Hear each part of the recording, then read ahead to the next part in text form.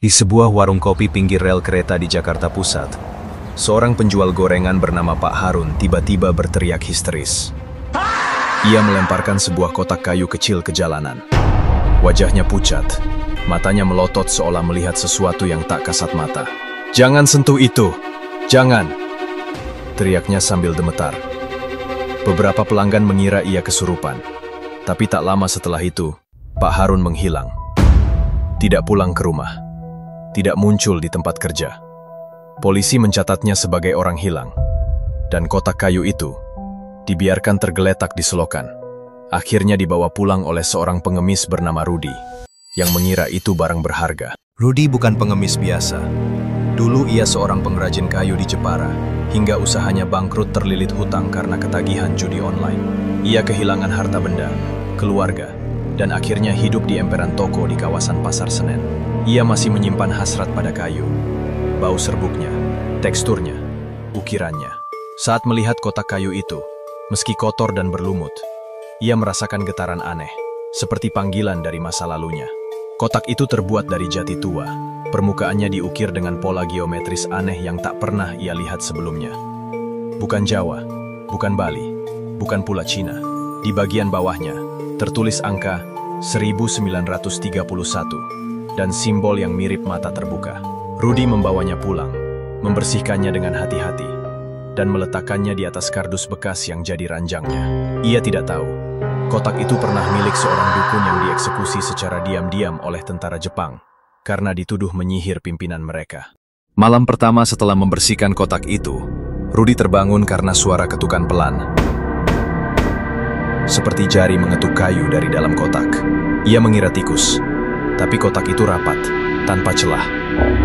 Malam kedua, suara itu kembali, lebih keras. Ia mencoba membukanya, tapi tak ada kunci, tak ada engsel. Seolah kotak itu menyatu utuh. Malam ketiga, ia bermimpi. Seorang lelaki berpakaian compang-camping, matanya hitam pekat, berdiri di ujung gang, menatapnya sambil memegang kotak yang sama. Saat terbangun, kotak itu sudah berada di dadanya, seolah diletakkan oleh tangan tak kasat mata. Bau bangkai tikus menyengat di sekitarnya. Rudi mulai merasa diawasi. Bayangan hitam sesekali melintas di sudut matanya. Suara bisikan dalam bahasa yang tidak pernah ia dengar menggema pelan di telinganya. "Bukak, aku butuh keluar." Pada malam kelima, Rudi tak bisa tidur. Lampu neon di gang mati. Hanya cahaya bulan yang menyelinap lewat atap seng bolong. Tiba-tiba, kotak itu terbuka. Tanpa suara, tanpa gerakan. Di dalamnya kosong. Tapi dari dalam kegelapan itu, sesuatu merangkak keluar. Bukan tangan, bukan kaki, melainkan akar hitam seperti akar pohon tua. Bergerak perlahan, menjalar ke lantai, lalu membentuk tubuh. Lelaki dari mimpinya muncul, tapi tubuhnya bukan daging, melainkan anyaman akar, kulit kayu, dan mata yang menyala merah seperti bara. Ia berdiri setinggi 2 meter. Sosoknya sangat menakutkan, dan dari sana keluar suara berlapis-lapis. Jeritan, ratapan, dan tawa gila. "Kau sentuh aku, kau menjadi budakku. Kini kau jadi penjagaku," katanya. Rudi mencoba lari, tapi akar-akar itu menyambar kakinya, menariknya ke arah kotak. Setiap sentuhan akar itu membuat kulitnya mengering, seperti kayu yang kehilangan kelembapan. Ia merasakan nyawanya perlahan disedot. Bukan mati, tapi diubah. Di pagi buta, seorang pengemudi ojek online menemukan Rudi duduk kaku di emperan toko. Matanya terbuka lebar, tapi tak bergerak.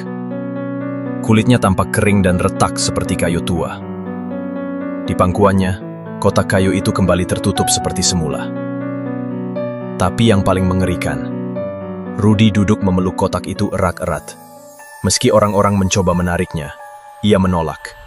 Matanya kosong seperti orang kerasukan. Mulutnya berulang kali berbisik kata yang sama dan tidak dimengerti. Ia masih hidup, tapi jiwanya tertahan dalam kotak kayu, menjadi penjaga baru dan akhirnya menghilang. Beberapa minggu kemudian, seorang gadis yang menemukan kotak itu tergeletak di jalan dan mengira itu berharga. Ia menyentuh permukaannya yang halus, dan kotak itu bergetar pelan. Di kejauhan, suara kembali terdengar. Kali ini dari dalam tas si gadis. Kutukan itu tak pernah berhenti. Ia hanya menunggu tangan baru yang cukup bodoh atau cukup rindu untuk menyentuhnya.